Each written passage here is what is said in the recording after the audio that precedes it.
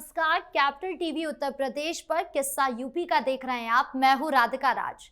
आज बात ताजमहल की। हर साल ताजमहल में उर्स का आयोजन होता है। इस बार भी उर्स के आयोजन के लिए 15, 16 और 17 जनवरी की तारीख चुनी गई है, लेकिन इस बार उर्स के आयोजन को लेकर विवाद गहरा गया है। अखिल भारत हिंदू महासभा ने इस आयोजन के खिलाफ मोर्चा खोलते हुए ताजमहल परिसर के पास जोरदार प्रदर्शन किया और एएसआई के निदेशक को ज्ञापन सौंपकर उर्स पर तुरंत रोक लगाने की मांग की। महासभा का तर्क है कि ज्ञापन में लिखा है नमाज या उर्स की इजाजत के बारे में किसी मुगल कालीन या ब्रिटिश कालीन का कोई लिखित आदेश विभाग के पास नहीं है। यही नहीं, महासभा ने साफ कहा है कि तेजो महाल्या में उर्स नहीं शिव तांडव होगा। ऐसे में सवाल उठ रहा है कि क्या इतने सालों से जो उर्स मनाया जा रहा है उस पर रोक लगने वाली है। इसी पर चर्चा करने के लिए मेरे साथ स्टूडियो में मौजूद है कैपिटल टीवी के executive editor Rajiv Kumar. Sir, आपका बहुत बहुत स्वागत है। धन्यवाद। सर, क्या इतने सालों से जो उर्स मनाया जा रहा है ताजमहल के पास वो अब नहीं होगा? देखिए, क्यों होना चाहिए ये सवाल उठता है इस देश में, क्योंकि ये देश ऐसे शासकों के पास चला गया है जो कि लगातार यहाँ पर पॉलिटिक्स करने के लिए एक वर्ग विशेष को खुश करने की कोशिश की। अगर नियम कानून बनता है तो सबके लिए एक होना चाहिए। अगर नियम कानून वर्ग देखकर, समुदाय देखकर, धर्म मजहब देखकर बनेगा और उसका पालन उसी के आधार पर किया जाएगा तो किसी न किसी वर्ग को तो फिर से सामने आना ही पड़ेगा। ताजमहल की बात है। ताजमहल अकेले नहीं है। एएसआई के संरक्षण में जितने साइट्स हैं, जितनी जगह पर, चाहे वो ताजमहल हो, कुतुब मीनार हो या फिर चार मीनार हो, जो भी अगर ASI archaeological survey of India के नियंत्रण में है, जिसे उसकी देख रेख के लिए सरकार की तरफ से निर्देश मिलते हैं, जिसके रख रखाव पर करोड़ों रुपए खर्च किए जाते हैं, एएसआई बनाया ही इसके लिए गया है। और उस करोड़ों रुपए सरकार के फंड से खर्च किए जाने के बाद उस जगह पर नमाज अदा किया जाएगा, उस जगह पर वो उर्स मनाने के लिए जाएंगे।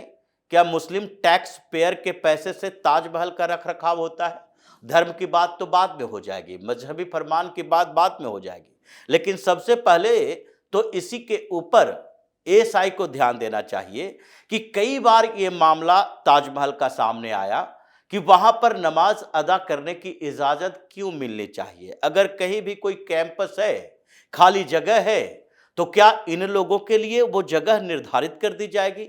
इन लोगों के लिए बार बार ये कहा जाता रहा कि हर खाली जगह जुमे की नमाज के लिए आपका ईदगाह नहीं बन जाता, बल्कि आपके लिए जो निर्धारित है, अगर मस्जिद है तो उस मस्जिद में जाकर नमाज अदा कर सकते हो। लेकिन अगर उस मस्जिद की जिम्मेदारी एएसआई के पास है, आर्कियोलॉजिकल सर्वे ऑफ इंडिया के पास है, उसका देख रेख रख रखाव की जिम्मेदारी उसके पास है, तो फिर उस मस्जिद के अंदर जाने से पहले आपको एएसआई से परमिशन लेना पड़ेगा। मस्जिद में जाना, एक दो लोगों को जाना, वहां पर जाकर नमाज अदा करना एक अलग बात है, लेकिन अगर भीड़ की शक्ल में जाते हो और उस जगह का नुकसान करते हो तो फिर एएसआई की जिम्मेदारी कैसे बनेगी कि वहां के रख रखाव के लिए उसने अपने निर्धारित किए हैं।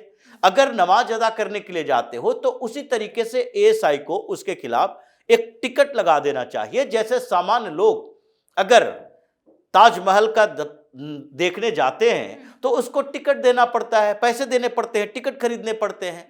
अगर कोई यहां लाल किला देखने के लिए जाता है तो उसे टिकट लेना पड़ता है, इसीलिए क्योंकि एएसआई को रख रखाव के लिए जो पैसे खर्च करने पड़ते हैं उसमें कम से कम उससे पैसे आ जाए जो वहां देखने के लिए आते हैं। अगर कुछ नुकसान होता है तो उसकी भरपाई उसी पैसे से हो जाए, उसी से देखरेख हो जाए। लेकिन अभी तक ये परंपराएं बना दी गई कि ताजमहल में एक कब्र है तो कब्र है तो ये दरगाह हो गया, मजार हो गया, और उसके बाद उसका जो कैंपस है जिसमें जगह बची हुई है वहां पर किसी जुमे में चले जाएंगे, हजारों की संख्या में जाकर नमाज अदा करना शुरू कर देगा, क्योंकि ये उनको लगता है कि हमारी इमारत है। ये आपकी इमारत नहीं है।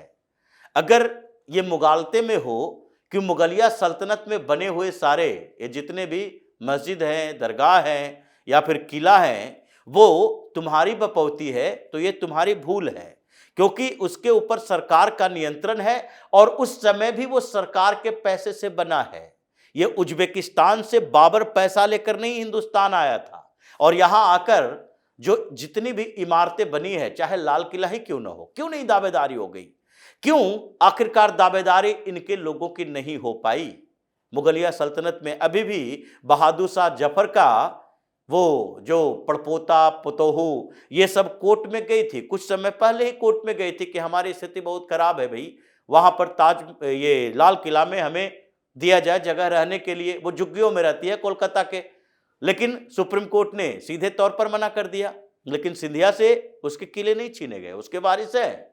कई जगह ऐसे हैं, उदयपुर, जयपुर, बाड़मेर, बीकानेर, ये सब जितने राजघराने थे उसके वारिस थे, और उन लोगों को उसके किले से बेदखल नहीं किया गया, जहां पर कई जगह पर वो होटल की तरह, उदयपुर पैलेस, जयपुर पैलेस, ये होटल की तरह उपयोग किया जा रहा है। लेकिन जो एएसआई के नियंत्रण में है, जो सरकार के नियंत्रण में है, और तुम एक मोन्यूमेंट की तरह उसका उपयोग कर रहे हो, ये विश्व के आश्चर्यजनक स्थलों में एक है और यूनेस्को की सूची में है, तो उन जगहों के देखरेख की जिम्मेदारी सरकार को है।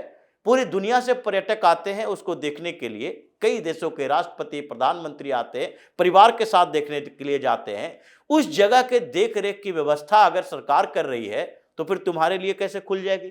अगर तुम्हारे लिए खुलेगी तो ये जो हिंदू महासभा ने ऐलान किया है वो बहुत सही है कि जब तुम्हारे उर्स के लिए, तुम्हारी नमाज के लिए खुलेगी, तो फिर हमारे शिव तांडव के लिए भी खुलना चाहिए। उन्होंने कहा कि अगर उर्स यहां पर मनाया जाएगा तो उर्स नहीं, शिव तांडव होगा, क्योंकि अभी भी कंट्रोवर्सी है। सर, जब उन्होंने शिव तांडव का नाम लिया तो उसके बाद ये भी विवाद गरमाने लगा है कि ये ताजमहल है या तेजो महल है। देखिए, ये ताजमहल हो या तेजो महल हो, उसका निपटारा तो कुछ कोर्ट के माध्यम से ही होगा। उसके एएसआई सर्वे की इजाजत नहीं दी जा रही। कई ऐसे जगह है ताजमहल के अंदर जिसको खोला नहीं जा रहा, जिसके अंदर प्रमाण है इस बात के लिए कि कभी यहां मंदिर हुआ करता था, लेकिन उसे इजाजत नहीं दी जा रही, क्योंकि अंतर्राष्ट्रीय कंट्रोवर्शियल मामला यह बन जाएगा। अंतर्राष्ट्रीय स्तर पर उसकी पहचान मिली हुई है। लेकिन अगर वो तेजो महल है या फिर ताजमहल है, इससे कोई लेना देना नहीं है। इन दोनों में अंतर है। वो कंट्रोवर्सी, वो विवाद, वो कोर्ट के माध्यम से तब सुलझेगा जब दशकों तक ये चलता रहेगा, सर्वे होगा, जानकारी मिलेगी। जैसे बाबरी मस्जिद का विवाद दशकों तक चलता रहा, विध्वंस हुआ और उसके बाद नहीं, भव्य राम मंदिर बना। लेकिन सुप्रीम कोर्ट का ही फैसला उसके पक्ष में आया कि नहीं, भगवान राम की नगरी है, भगवान के राम का ही मंदिर बनना चाहिए। लेकिन ये ताजमहल के विवाद जो कोर्ट में चल रहा है वो एक अलग मसला है। लेकिन यहां मुसलमानों के लिए ये अलग मसला है कि उसने समझ रखा है कि मुगलिया सल्तनत के समय जितनी इमारतें बनी थी वो उसके बाप का है। अगर ये मानते हो, सारे मुसलमान हिंदुस्तान का मानता है कि ये जो बाबर के, औरंगजेब के वंशज है ये लोग, तो फिर बाबर और औरंगजेब के खिलाफ जो आरोप लगते हैं उसकी जिम्मेदारी भी इसे लेना पड़ेगा। यह भी जिम्मेदारी लेनी पड़ेगी कि ये औरंगजेब के समय में जो कत्लेआम हुआ, मंदिरें तोड़ी गई है, वो सारे मंदिरों को तोड़ने की जिम्मेदारी आज के मुसलमानों को भी है। तो इसलिए ये सोचना कि अगर मुस्लिम शासकों ने कुछ बनाया तो इसकी बपौती हो गई, ये सोचना छोड़ दे, क्योंकि अब देश कानून के आधार पर चलता है। तो हिंदू महासभा ने वही बात उठाई है कि अगर ये लगता है कि एएसआई प्रोटेक्टेड कोई साइट है और वहां पर किसी मजहब विशेष के लिए एंट्री दी गई है मुफ्त में, तो फिर हमारे लिए भी, हमारे आयोजन के लिए भी दो। फिर हम भी जाकर वहां पर हनुमान चालीसा का पाठ करेंगे, हम भी उसके परिसर का उपयोग जागरण के लिए करेंगे, हम भी ताजमहल के परिसर में जाके कोई धार्मिक आयोजन करेंगे, हम भी शिवरात्रि के समय जाकर वहां पर शिवरात्रि मनाएंगे। तो इसीलिए ये कंट्रोवर्सी आई कि या तो एएसआई ये मानकर चले कि कोई भी मुसलमान वहां नमाज पढ़ने के लिए जाए या किसी भी विशेष कारण से जाए तो सबसे पहले तो उसे टिकट लेना पड़ेगा। लेकिन दूसरी बात यह भी है कि अगर ये मॉन्यूमेंट घोषित किया गया है, एएसआई के प्रोटेक्शन में है, तो इसके लिए यह निर्धारित किया जाना चाहिए कि अंदर में कोई धार्मिक मजहबी गतिविधि नहीं हो, जैसे ये कहा जाता है कि सार्वजनिक स्थल पर आप कहीं भी बैठकर नमाज अदा नहीं कर सकते, सरकारी दफ्तरों में नहीं कर सकते। आप ऐसा नहीं है कि रेलवे के प्लेटफॉर्म पर बैठकर जाम लगा दिए और वहीं पर नमाज अदा करने लगे। आपको अपने धार्मिक गतिविधियों के उपयोग के लिए, करने के लिए एक समय और जगह निर्धारित करनी पड़ेगी। ऐसा नहीं कि किसी भी जगह पर कुछ भी करना शुरू कर दिया। ये कोई इस्लामिक कंट्री नहीं है, ये अरब नहीं है जहां के बहुसंख्यक आबादी मुसलमान है, कहीं भी किसी को तकलीफ नहीं होगी। दूसरे जो यहाँ के हिंदू हैं 80% से ज्यादा है, तो इसलिए उनकी धार्मिक भावनाओं का ख्याल रखना जरूरी है। यही वजह है कि एएसआई को आवेदन दिया गया है। अब एएसआई का काम है उर्स मनाने देता है, प्रशासन अलर्ट मोड में है, योगी की सरकार है, लोगों को उम्मीद है इस सरकार से कि आप कम से कम कानून का सही तरीके से पालन करने दें और पालन करवाएं। अगर ऐसा नहीं होगा तो ये फतेहपुर की तरह यहां भी संग्राम होगा। विश्व हिंदू परिषद, अखिल भारतीय हिंदू महासभा, बजरंग दल, दुर्गा वाहिनी, ये सारे पहुंचेंगे वहां ताजमहल के पास और सब अपने अपने धार्मिक आयोजन के लिए समय निर्धारित करेंगे। फिर उर्स होगा या शिव तांडव होगा, ये तो समय बताएगा। इसलिए ये चैलेंज किया गया है और इस चैलेंज को एक्सेप्ट करना चाहिए। एएसआई को इस आवेदन के ऊपर जल्द से जल्द फैसला लेना चाहिए ताकि ये विवाद आगे न बढ़े। ये सरकार की जिम्मेदारी है। सरकार ने अब तक यही किया, कहीं भी शोभा यात्रा निकल रही है, मस्जिद के आसपास से पत्थरबाजी हो रही है, तो उसके बाद उस पूरे एरिया को ब्लैक लिस्टेड कर देता था, वहां कर्फ्यू लगा देता था और फिर क्या होता था, सेंसिटिव एरिया घोषित करके रूट चेंज कर देता था। ये सरकार के पहले के तरीके थे, इसीलिए इन लोगों की महत्वाकांक्षा बढ़ती गई। अब सरकार ने उस पूरे तरीके को बदल दिया कि अगर कहीं से भी पत्थरबाजी होती है तो पत्थरबाजों को सजा मिलेगी, शोभा यात्रा निकालने वाले हिंदुओं को सजा नहीं मिलेगी।